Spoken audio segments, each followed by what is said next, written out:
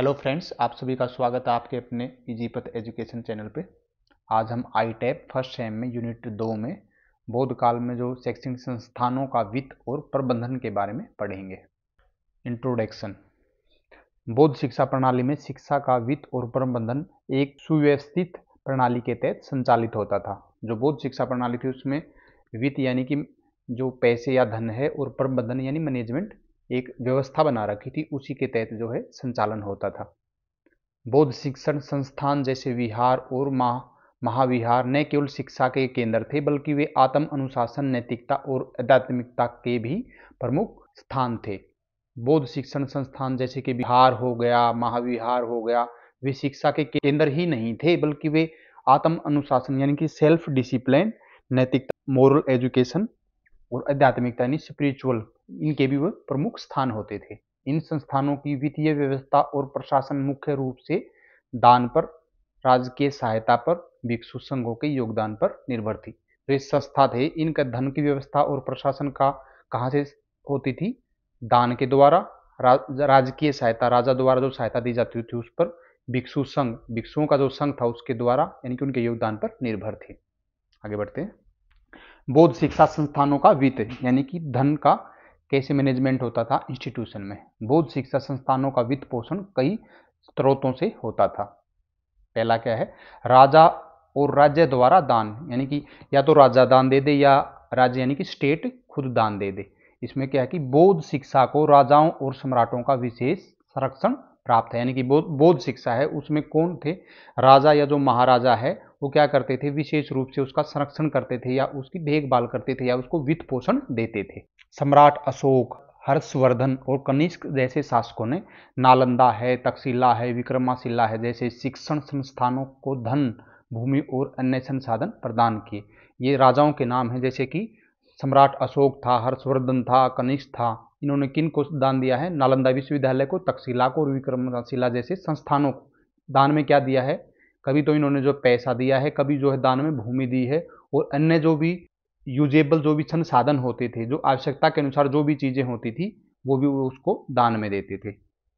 राजाओं ने शिक्षकों, जिसको कि हम आचार्य कहते थे, और छात्र, जिसको भिक्षुक कहा जाता है, के लिए आवास यानी कि हॉस्टल, भोजन, खाने का जो भोजन होता है, अध्ययन सामग्री यानी पढ़ने के लिए जैसे किताबें हो गया या अन्य सामग्री हो गया, वो सभी की व्यवस्था की थी राजाओं ने। यहाँ पर इसके लिए की है शिक्षकों के लिए या छात्रों के लिए आवास की, भोजन की और अध्ययन सामग्री यानी कि लाइब्रेरी भी हो सकती है और बुक भी हो सकता है, उसकी व्यवस्था की थी।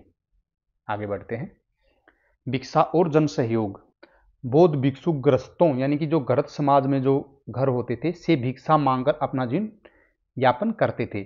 जो बौद्ध भिक्षु होते थे या छात्र होते थे वो उनके आसपास के जो गृहस्थ, जो घर बसे हुए थे, जिनमें गृहस्थ था यानी कि एक परिवार होता है, उनसे भिक्षा मांगकर अपना जीवन यापन करते थे। शिक्षण संस्थानों को स्थानीय समाज से अनाज हो गया, वस्त्र हो गया, धन हो गया, भूमि हो और अन्य आवश्यक वस्तुएं प्राप्त होती थी। यानी कि जो भी इंस्टीट्यूशन होते थे उनको स्थानीय समाज से, जो वहाँ स्थानीय आसपास का जो समाज होता था, वो उनको क्या क्या चीज़ें दे देते थे दान में? अनाज है, वस्त्र यानी कि कपड़े है, धन है, भूमि है और अन्य आवश्यकता अनुसार आवश्यक चीज़ें, जो उनकी आवश्यकता के लिए जो आवश्यक चीज़ें होती थी वो प्राप्त हो जाती थी। व्यापारी वर्ग और धनी व्यक्तियों ने भी शिक्षा के लिए दान किया। जो व्यापारी वर्ग है, जो व्यापार करते थे, या कोई धनी व्यक्ति है, धनाढ्य है, वो भी शिक्षा के लिए क्या करते थे? दान करते थे। और जो कोई भी इसमें दान कर सकता था, सामान्य व्यक्ति भी दान कर देता था और व्यापारी वर्ग भी और धनी वर्ग भी। आगे बढ़ते हैं। संघों द्वारा वित्तीय सहायता। जो संघ थे, बौद्ध में जो चयनित व्यक्तियों का एक समूह बनाया गया था उसको क्या कहा गया? बौद्ध संघ। स्वयं एक संगठित समुदाय था। ये क्या था कि उनके द्वारा खुद ही बनाया गया एक संगठित समुदाय था जो वित्तीय और प्रशासनिक व्यवस्था करता था। यानी कि जो धन की और मैनेजमेंट की व्यवस्था वही करता था, यानी उसी के द्वारा सारा सिस्टम चलाया जाता था। संघ शिक्षा के लिए विहारों और महाविहारों का प्रबंधन करता था और आवश्यक धन की व्यवस्था करता था। संघ का काम क्या था कि शिक्षा के लिए जो विहार हो गए, महाविहार हो गए, उनका प्रबंधन करना और उनकी आवश्यकता के लिए जितनी भी धन की जरूरत है उसकी व्यवस्था करना किसका काम था? संघ का। विदेशी दान और अंतर्राष्ट्रीय सहयोग। ऐसा ही नहीं है कि केवल इंडिया से जो है उनको दान मिलता था। दान में जो है विदेशी और यानी कि बाहर के दूसरे देश या पड़ोसी मुल्क भी जो है हमारी जो इसमें बौद्ध शिक्षा संस्थान है, इसमें सहायता करते थे। बौद्ध शिक्षा संस्थानों में कौन से देश थे? चीन, तिब्बत, श्रीलंका और दक्षिण पूर्व एशिया के शासकों और बौद्ध अनुयायियों से भी आर्थिक सहायता मिलती थी। जैसे इन देशों में जो बौद्ध अनुयायी हैं वो, और इन देशों के जो राजा होते थे उनके द्वारा भी जो है कई बार बौद्ध शिक्षा संस्थानों में सहायता मिली है। आगे है, प्रसिद्ध चीनी यात्री ह्वेनसांग और फाहियान ने नालंदा विश्वविद्यालय को मिले दान और सहयोग को उल्लेख किया। ये दो प्रसिद्ध यात्री हुए हैं, ह्वेनसांग और फाहियान, जो कि चाइना से आए थे। ये क्या थे?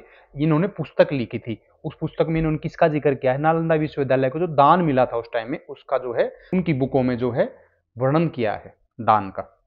भूमि अनुदान यानी कि भूमि का दान। कई राजाओं ने बौद्ध मठों को भूमि दान में दी, जिससे वे खेती और अन्य आर्थिक गतिविधियों से धन अर्जित कर सकते थे। यानी कि राजाओं ने क्या दिया मठों को? बौद्ध मठों को क्या दिया? भूमि दान दी। उस भूमि से वे क्या कर सकते थे? खेती कर सकते थे और अन्य आर्थिक गतिविधियां यानी कि अन्य पैसा कमाने की जो जरिए हैं भूमि के द्वारा, वो भी उसमें कर सकते थे। इस भूमि से होने वाली कृषि उपज यानी कि फसल के द्वारा संस्थानों के भिक्षुओं और शिक्षकों की आवश्यकताओं को पूरा करती थी। यानी कि इस भूमि से क्या होता था? जो कृषि उपज होती थी वो संस्थानों की, जो संस्थानों में भिक्षु या जो छात्र होते थे और जो शिक्षक होते थे, उनकी आवश्यकता के लिए, जैसे उनको खाने के लिए अन्न मिल जाता था और आवश्यकता से अधिक अगर अन्न है तो वो उसको बेच करके अपना धन अर्जित कर सकते थे। आगे बढ़ते हैं। बौद्ध शिक्षा संस्थानों का प्रबंधन यानी कि उनका मैनेजमेंट कैसे होता था? बौद्ध शिक्षा संस्थानों का प्रशासन मुख्य रूप से संघ और आचार्यों द्वारा संचालित किया जाता था। संघ उनका खुद द्वारा बनाया गया एक जो है समुदाय था, जिसमें उनके ही जो है चयनित व्यक्ति होते थे। संघ और प्रशासनिक ढांचा। संघ शिक्षा, वित्त और अनुशासन को नियंत्रित करता था। संघ का कार्य क्या था? कि शिक्षा और जो धन और डिसिप्लिन है, ये सारे के सारे नियंत्रण किसके हाथ में होता था? संघ के हाथ में होता था। प्रत्येक संस्थान का प्रबंध आचार्यों, जिसको कि हम हेड टीचर की तरह देखते हैं, और वरिष्ठ भिक्षुओं जो सीनियर मोंक होते थे या साधु होते थे, वो उसका नेतृत्व करते थे प्रबंधन में। बौद्ध संघ ये सुनिश्चित करता था कि शिक्षा प्रणाली सुचारू रूप से संचालित हो। बौद्ध जो संघ होता था उसका काम यह भी था कि जो शिक्षा है वो निरंतर रूप से चलती रहे, उसमें किसी तरह की कोई भी रुकावट या बाधा ना आए। आगे बढ़ते हैं। शिक्षा नीति और पाठ्यक्रम का निर्धारण। बौद्ध शिक्षा का पाठ्यक्रम तय करने की जिम्मेदारी संघ और आचार्यों की होती थी। जो बौद्ध शिक्षा है उसमें पाठ्यक्रम, जो कैरिकुलम है, उस वो बनाने का जिम्मा किसका होता था? संघ का, जिसमें चयनित व्यक्ति होते थे और जो आचार्य होते थे, शिक्षक होते थे, वो भी इसमें शामिल होते थे। शिक्षा में धर्मशास्त्र, तर्कशास्त्र, चिकित्सा, गणित, खगोल विज्ञान और ध्यान शामिल होते थे। यानी शिक्षा होती थी उसमें कौन कौन से विषय शामिल होते थे? धर्मशास्त्र, धर्म की पढ़ाई होती थी, तर्कशास्त्र की, चिकित्सा की, गणित की, खगोल विज्ञान की और ध्यान यानी कि मेडिटेशन, ये जो है सब्जेक्ट जो है पढ़ाई के रूप में शिक्षा में शामिल होते थे। शिक्षण प्रणाली में संवाद, तर्क वितर्क और आत्मचिंतन को बढ़ावा दिया जाता था। जो शिक्षण प्रणाली है उसमें संवाद यानी जो बातचीत करके, बोल करके, आपस में प्रश्न उत्तर करके, तर्क वितर्क, एक दूसरे से जो है किसी मुद्दे के ऊपर बातचीत करके या वाद विवाद के द्वारा, आत्मचिंतन यानी कि खुद के बारे में चिंतन करके, ये जो शिक्षा प्रणाली थी इनके द्वारा इस प्रकार से शिक्षण प्रणाली का जो है बढ़ावा दिया जाता था, इन तरीकों को अपनाया जाता था। शिक्षकों और छात्रों का अनुशासन, यानी जो शिक्षक होते थे और छात्र होते थे उनका डिसिप्लिन कैसे होता था? शिक्षकों और छात्रों को संघ द्वारा निर्धारित नियम का पालन करना होता था। यानी कि संघ तय करता था किसके लिए? शिक्षक और छात्रों के लिए जो भी नियम होते थे वो नियम कौन बनाता था? संघ। यानी कि संघ क्या था? एक किस्म से हेड अथॉरिटी होती थी। छात्र अनुशासित जीवन व्यतीत करते थे और ब्रह्मचर्य का पालन करते थे। छात्र जो है डिसिप्लिन में अपना जीवन व्यतीत करते थे, उनके लिए जो नियम बनाए गए थे वे उसी के तहत अपना जीवन व्यतीत करते थे और ब्रह्मचर्य का पालन करते थे। यानी कि जो भी इंद्रियों को वो अपने कंट्रोल में रखते थे और इस प्रकार से ब्रह्मचर्य का पालन करते थे। नियमित प्रवचन, ध्यान और अभ्यास शिक्षा प्रणाली का हिस्सा होता था।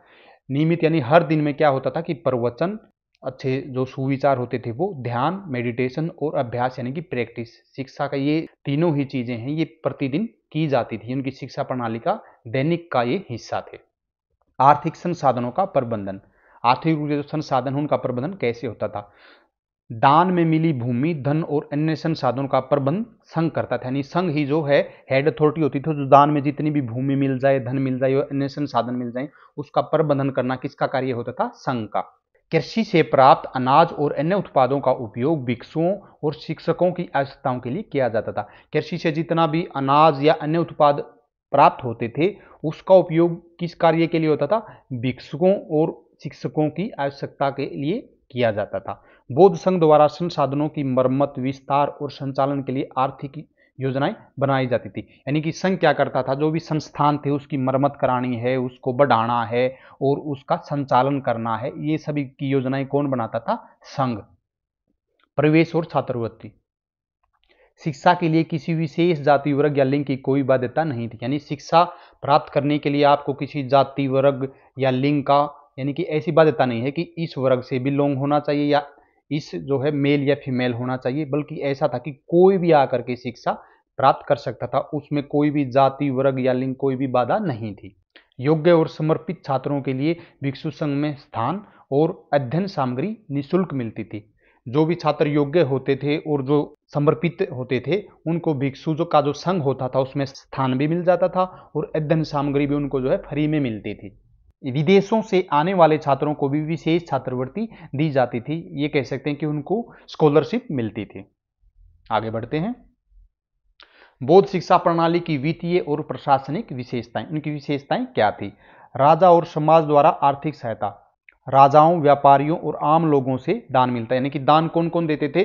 राजा भी देते थे, समाज द्वारा यानी कि जो समाज में आम लोग हैं वो भी दे सकते थे और व्यापारी भी देते, यानी कोई भी जो है किसी भी प्रकार से दान दे सकता था जिससे कि आर्थिक सहायता मिलती थी। संघ द्वारा प्रबंधन। बौद्ध भिक्षु संघ शिक्षा प्रणाली का संचालन करता था। जो बौद्ध भिक्षुओं का जो संघ होता था वो क्या करता था कि जो शिक्षा प्रणाली है उसका संचालन करता था, यानी उसको सुचारू रूप से चलाता था। उसमें जो भी कमी है या सुधार है उसकी व्यवस्था करता था। निःशुल्क शिक्षा यानी कि फ्री एजुकेशन। सभी छात्रों को जो भोजन है, वस्त्र है या जो अध्ययन सामग्री यानी किताबें वगैरह है वो फ्री में दी जाती थी। आत्मनिर्भरता। कृषि और अन्य दान से संस्थानों का संचालन होता था। मेन रूप से कृषि थी और जो अन्य दान मिलते थे जो भी इंस्टीट्यूशन को, उससे जो है उनका संचालन होता था। अनुशासित जीवन शैली। शिक्षकों और छात्रों के लिए कठोर नियम होते थे। जो शिक्षक या छात्र है उनके लिए जो है अनुशासन जरूरी था, जिससे उनकी जीवन शैली अनुशासन के लिए बनाए गए नियमों में ही निर्धारित रहे। अंतर्राष्ट्रीय सहयोग। विदेशी शासकों और विद्वानों से भी सहायता मिलती थी। यानी कि ये नहीं है कि केवल भारत के द्वारा ही जो है सहायता मिलती थी, बल्कि शिक्षण संस्थानों को विदेशी जो शासक या राजा हैं या जो विद्वान है जो यहाँ से वहाँ के विद्वान है या यहाँ से पढ़ कर गए हैं उनसे भी जो है सहायता मिलती थी। आगे बढ़ते हैं। तो इस प्रकार से हमारा वीडियो यहीं समाप्त होता है। हम आशा करते हैं कि ये वीडियो आपके लिए ज्ञानवर्धक रहा होगा और आपके लिए हेल्पफुल होगा। अगर आपको ये वीडियो पसंद आए तो हमारे चैनल को जो है लाइक और सब्सक्राइब करें। थैंक यू, आपका बहुत बहुत धन्यवाद।